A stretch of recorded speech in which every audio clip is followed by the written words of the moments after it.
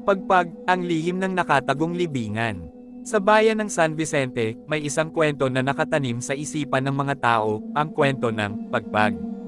Sinasabing ang mga tao na namamatay sa ibang lugar, ang kanilang mga kaluluwa ay nananatili sa bayan, naghihintay ng pagkakataong makabalik at makaganti.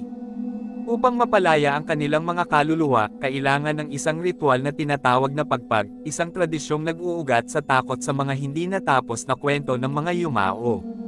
Kabanata 1, ang takot na saksi. Si Marco ay isang binatang mag-aaral na sobrang mahilig sa mga kwentong nakakatakot. Sa tuwing may pagkakataon, siya at ang kanyang mga kaibigan, sina Jess at Lito, ay nagkukwentuhan ng mga misteryo at mga anekdota ng kanilang bayan. Isang gabi, habang sila'y nag-iinuman sa isang lumang abandoned na bahay, napag-usapan nila ang tungkol sa mga kaluluwa na hindi makaalis. Alam nyo ba ang tungkol sa pagpag? Tanong ni Jess, ang kanyang mga mata ay nagliliyab sa takot. Basta't may namatay na tao sa malalayong lugar, nagiging isang ritual ang pagpunta sa kanilang libingan at isinasagawa ang pagpag. Kung hindi, mangyayari ang masama. Paano mo naman nalaman iyon? Tanong ni Marco, hindi maalis ang kanyang ngiti. Baka gawa-gawa lang iyan. Ngunit si Lito, na mas may karanasan sa mga kwento, ay seryoso. Hindi ko ito alam. Isang kaibigan ko ang nagkwento sa akin. Sinasabing mayroong matandang babae na siyang tagapag-ayos ng mga kaluluwa, at kailangan ng isang sakripisyo upang mapalaya ang mga ito mula sa maling daan. Kabanata 2, ang pagsubok.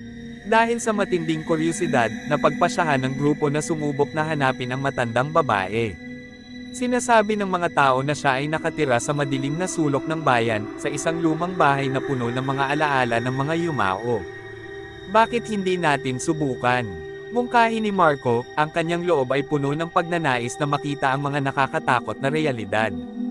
Makalipas ang ilang araw, nagtasak sila sa madilim na parte ng bayan. Ang mga puno ay nababalutan ng makakapal na mga damo, at ang paligid ay tahimik, tila may mga matang nagmamasid mula sa dilim. Dito nga ba talaga siya nakatira? Tanong ni Jess, ngunit hindi na sila makabawi. Ang hangin ay tila nagdala ng mga alingaw-ngaw mula sa nakaraan. Sa dulo ng madamong daan, nakatagpo sila ng isang lumang bahay na tila pinabayaan ng panahon. Ang mga dingding ay puno ng lumang alikabok, at ang mga bintana ay may mga pagkakapunit na nagbibigay ng pakiramdam ng nikatapos. Dito tayo, sabi ni Lito, ang kanyang boses ay umaangat sa takot. Kabanata 3, ang matandang babae. Habang pumasok sila, nakita nila ang loob na puno ng mga bagay-bagay, mga larawan, mga sulat, at mga bagay mula sa mga namatay. Sa gitna ng silid, mayroong isang matandang babae na nakaupo sa isang sulok, ang kanyang mukha ay may mga wrinkles at may mapupulang mata. Bakit kayo nandito? Tanong niya, ang boses ay tila may kapangyarihan. Gusto po namin malaman ang tungkol sa pagpag, sagot ni Marco, ang kanyang tinig ay nanginginig. Paano po ito ginagawa? Laging may kapalit, sagot ng matanda, kailangan ninyong magbigay ng isang bagay, ang isang bagay na pinakamahalaga sa inyo. Kapag naisip mong iyong pinili, maaari kayong mapabilis na makaalis. Tila nagtagas ang takot sa puso ng tatlo. Ang matandang babae ay tila nag-alok ng isang pagkakataon, ngunit may kaakibat itong panganib. Kailangan ninyo itong isagawa ng tama. Kung hindi, ang mga hindi natatapos na kaluluwa ay maaring sumama sa inyo. Kabanata 4, ang ritual ng pagpag. Dahil sa matinding takot, nagpasya ang grupo na ipagpatuloy ang ritual. Sa tulong ng matanda, naghanap sila ng isang libingan sa bayan kung saan may namatay na matagal na. Ang ayos at itsura ng paligid ay tila umaabot na sa nakaraan, kahoy ang lupa at puno ng mga damong ligaw. Mula sa katawan ng isang puno, kinuha ni Marco ang mga bagay na minamahal niya, isang lumang laruan na si Yes ginamit noong bata pa siya. Ito ang aking alaala. Ito ay magbibigay daan, ang sabi nito sa sarili sa pamamagitan ng lungkot at takot.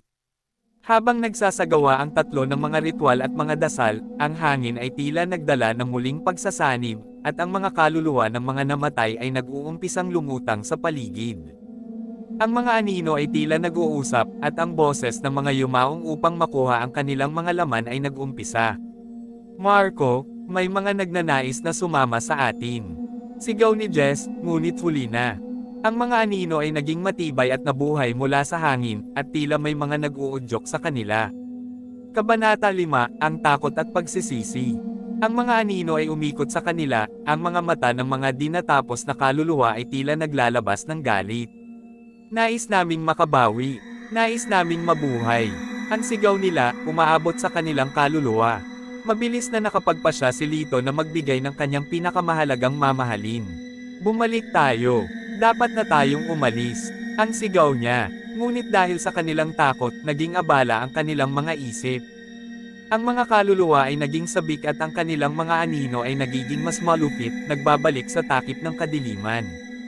Ngunit isang ilaw ang nagbigay diin sa kalaliman ng kanilang takot, ang isang aninong biglang nagbigay diin sa hangin.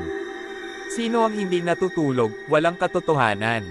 Ang boses na umabot mula sa mga anino. At sa isang iglap, nahanap ni Marco ang kanyang sarili sa harap ng aninong iyon. Kabanata 6, ang pag-alis ng kaluluwa. Sa huli, naging malinaw kay Marco na ang takot ay hindi maiiwasan, ngunit hindi ito dapat maging hadlang. Hindi ka nag-iisa, ang sigaw niya, nakipagsabayan sa mga kaluluwa. Ang mga animo ay nagbigay diin, at nagpasya siya na tulungan ang lahat. Kung ito ang pagwawakas, gawin naman natin ito ng sama-sama. Ang mga kaluluwa ay nagbago ng dako at lumipat sa tahimik na pag-aasikaso. Sa gitna ng mga sigaw ng mga nakakatakot, nagtakip ang dilim, at ang mga anino ay nalumon hanggang makalipas ang karusahan. Ang mga kaluluwa, patungo sa liwanag, ay unti-unting lumitanaw sa lupa.